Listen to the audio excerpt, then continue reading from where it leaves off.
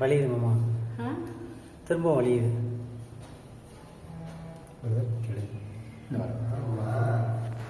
அது அப்படியே தண்ணியில் என்ன பட்டா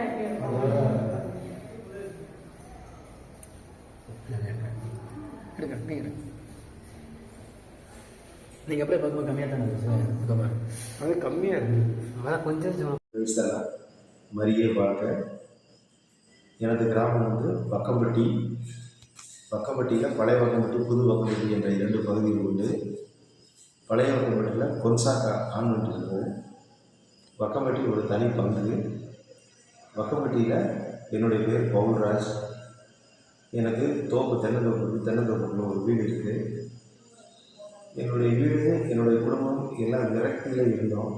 கடவுள் எனக்கு நிறைய சோதனைகளை கொடுத்தார். நான் வந்து இதனால் ரொம்ப மனசை நொந்துகிட்டு இருந்தேன்.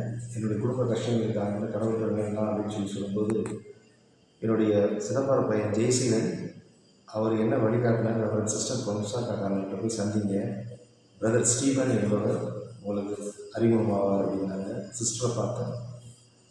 சிஸ்டர் தாராபுரத்துக்கு நம்மளுடைய இயேசுடைய 5 காயங்கள், மாதாவுடைய சாட்சிகள், நிறைய புதுமைகளை செய்திருக்கிறாரு பிரதர் ஸ்டீவன். அவர் கடந்த 27 ஆண்டுகளாக ஜெபமாலை செய்து வருகிறார். வழிபாட்டு கூடங்களில் பங்கு பெற்றிருக்கிறார். பல அதிசயங்கள் செஞ்சுருக்கிறார். இதை யூடியூப் சேனல்ஸ் எல்லாத்துலேயுமே வந்து பப்ளிஷ் பண்ணியிருக்கிறாங்க. அது எல்லாம் உங்களுக்கு தெரிந்தது.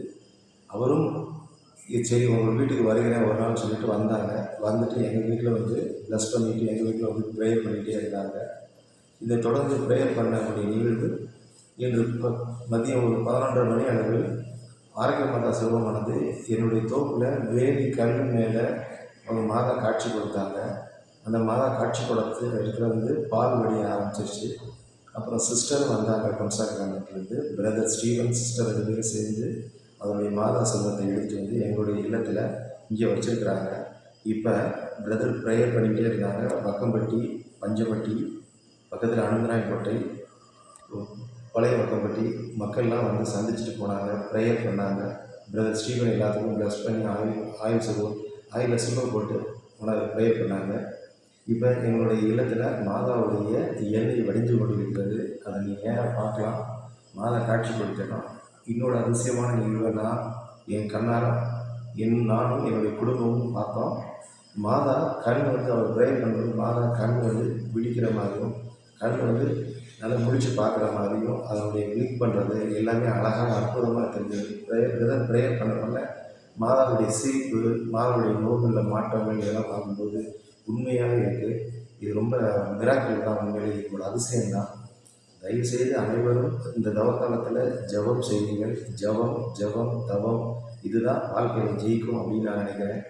எனக்கு எல்லா சொத்துக்களும் இருந்தோம், மனசில் நிம்மதி நிகழ்ச்சி வேதனைப்பட்டு இருக்கும்போது ஃபாதர் ரவிஜிஸ்டே சொல்லுவேன்.